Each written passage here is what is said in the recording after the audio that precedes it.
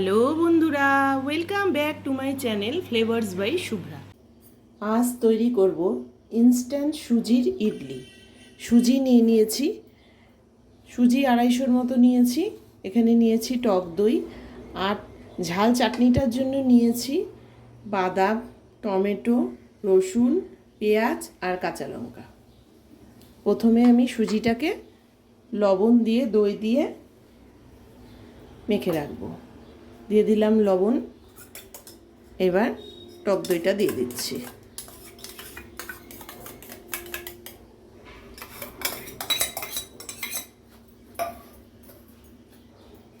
সুজিটা ভালো মতো মেখে নিয়েছি। এবার 10 মিনিট একটু ঢেকে রেখে দেবো, সুজিটা ফুলে উঠবে, তারপরে বানাবো।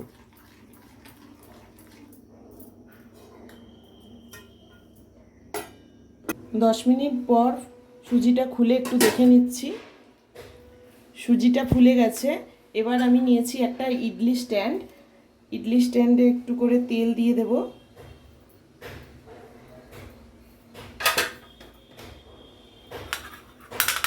তেল দিয়ে সুজির ব্যাটারটা সব জায়গায় দিয়ে দেব।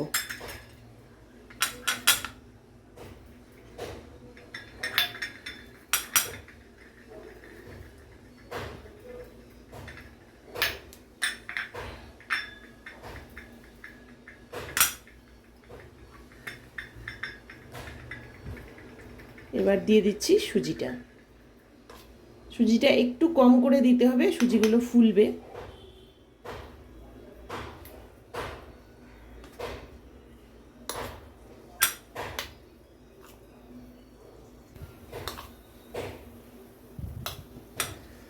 এইভাবে স্ট্যান্ডটাকে একটু ট্যাপ করে দিতে হবে। এবার স্ট্যান্ডগুলোকে একে একে সাজিয়ে নেব।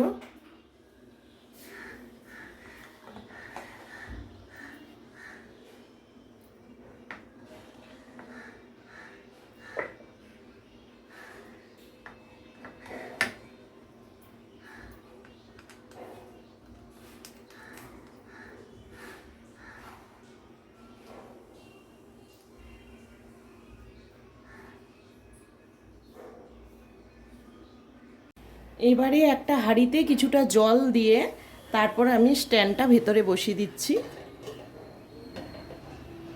এবার একটা গামলা দিয়ে চাপা দিয়ে দিচ্ছি। এইভাবে 10 মিনিট হতে দেব। 10 মিনিট পর আমি শিলটা নামিয়ে খুলে দেখে নিচ্ছি।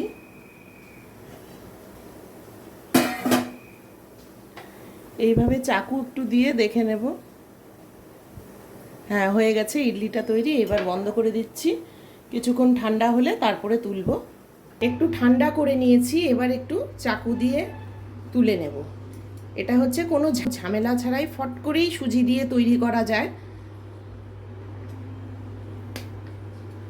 এইভাবে তুলে নিচ্ছি। গরমের সময় খুব সুন্দর একটা ব্রেকফাস্ট, যেটাতে একটু তেল মশলা কিচ্ছু নেই, সুজি দিয়েই হয়ে যায়। এবারে তৈরি করব ঝাল চাটনি। কড়াই বসিয়ে দিয়েছি, সামান্য একটু তেল দিয়ে দিচ্ছি কড়াইতে। তেলটা গরম হয়ে গেছে, দিয়ে দিচ্ছি পেঁয়াজ কুচি, রসুন,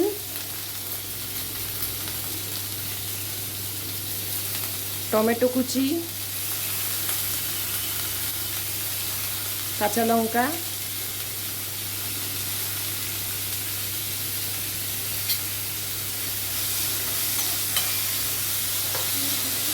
সব শেষে দিচ্ছি বাদামটা।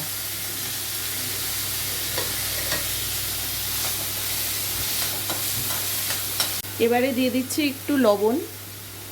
এখন একটু কিছুক্ষণ ভেজে নেব। ঝাল চাটনিটা রেডি হয়ে গেছে। এবার এই মশলাটা একটু ঠান্ডা করে তারপরে আমি ব্লেন্ড করে নেব। এই যে এইভাবে ভাজা হয়ে গেছে। চাটনি সহ ইডলিটা আমার রেডি হয়ে গেছে।